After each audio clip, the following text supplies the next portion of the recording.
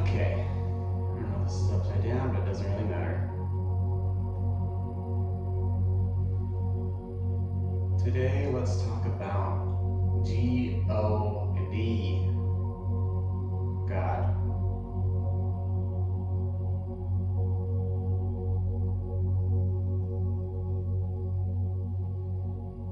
God is in the flowers.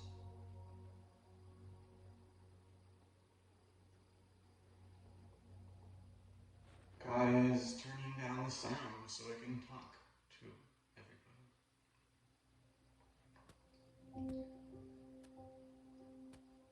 Some people don't believe in God, and they're probably right. Some people do believe in God, and they're probably right.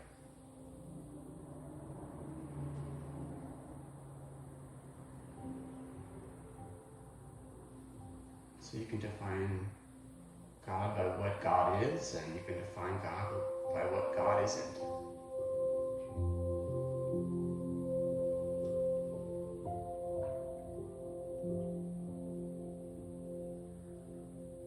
You could put God at the top of your list. I don't think God's even on my list. The list is God. You can't put God on the list. You can thank God when you win the Super Bowl and then take your family to Disney World. But what about the people who don't win the Super Bowl, right? The normal, everyday Joe Schmoes. God is perhaps even deeper to them because they're not accomplishing incredible feats and exciting actions in their lives. They're doing the job of the layperson. And perhaps God is closer to this person. Or perhaps you're a Buddhist monk and you think God is really close to you. You could be a bad Buddhist monk. And Buddhism has all these gods, but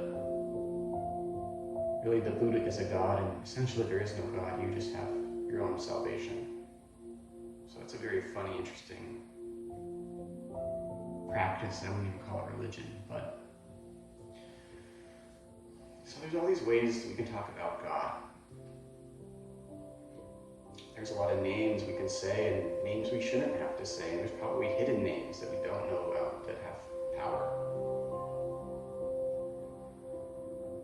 People scream out for God in pain. They say, "Oh God," when they have sex. They doubt God when their child dies. They say, "God bless," when their child is born.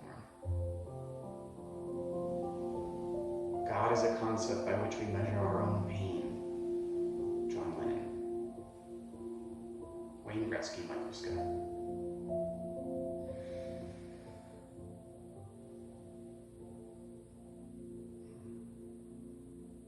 What does God mean to me?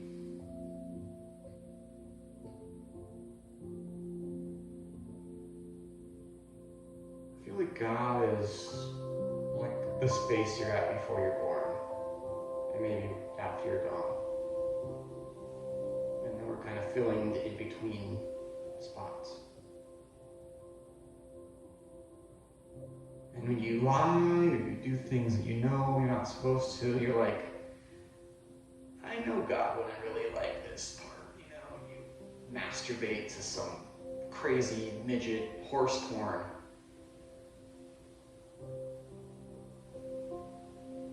Okay, well maybe God isn't applauding this action.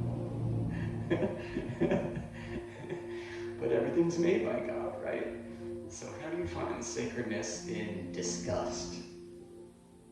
And that's a pretty hard line to cross or to think about. Because there are certain actions that people don't think is godly. And other people do think is godly. So it's also a cultural perspective and global perspective. And I guess this comes back to our morals, right? I did talk about morals a couple weeks ago. And God is probably very intertwined with our morals for people that believe in God. But people that don't believe in God also have morals. There's these rules and systems that people live by.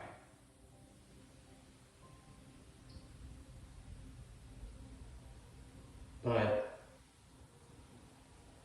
I feel like God is more than a moral system.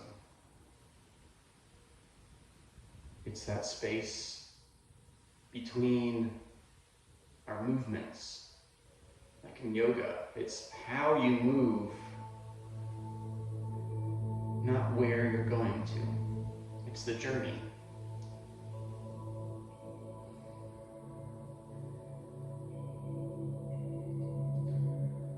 And if you really respect and love God, I feel like you should love God equally the same when you're in your depths of despair or your highest highs, because they're essentially the same thing.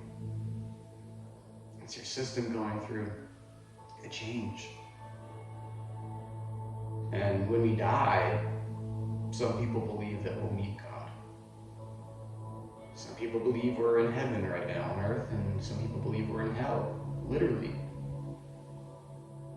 And I don't think that's true, personally. I think that everyone designs their own paradise or hell. So for those people, maybe it is true, but I don't subscribe to that belief. Because as much beauty there is, there's also pain, and it's all perfect, right? Me and Curly Baba. It's all perfect, baby. And it is all perfect because the universe doesn't waste anything. It's all these interconnecting jigsaw puzzle pieces, and as soon as a environment comes into play or a niche develops, then the scavengers, quote unquote, parasites, will come in and use the resources of that new system and make a new species or fit to our environment, like humans have, right? We've terraformed the earth pretty much to our own design.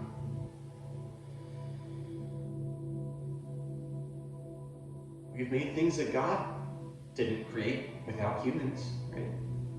Telephone poles and cars. We've molded our world to our own design. But God made human brains, right? Made the creatures that we are. We didn't control our own evolution.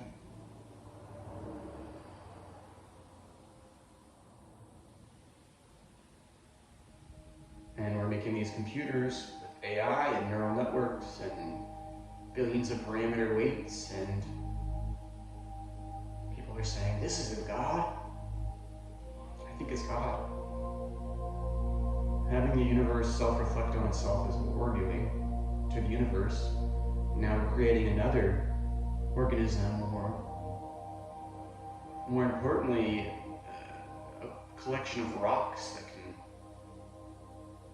pass information between just electrons that flip back and forth, that can reanalyze the world around it in a purely pattern recognition standpoint. And then for language, it's built off of our language. And if we're from God, all the good and bad things are imbued in that.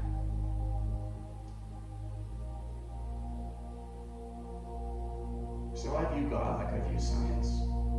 You're just unfolding reality. Same with shamanism. Same with Buddhism. You're putting on another lens to look at an object. And maybe if you put all the colors together, you'll get this brilliant white light of God, right? You have your rose-colored glasses, you have your purple glasses, you have your green glasses, and you're looking at this marble on the table, and someone's like, it's green marble. No. It's a blue marble. No. It's a white marble. And we're living in it, baby.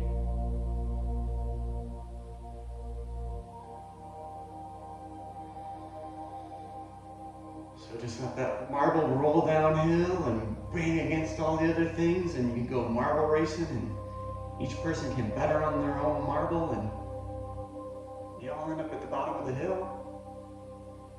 Who's first? Doesn't matter. First will be last and last will be first. What do you win in this race? If your body's soft, do you go back up to the top of the hill and help other marbles down the hill? I don't know. But we should be helping each other downhill. Because it's all downhill from here. Cheers.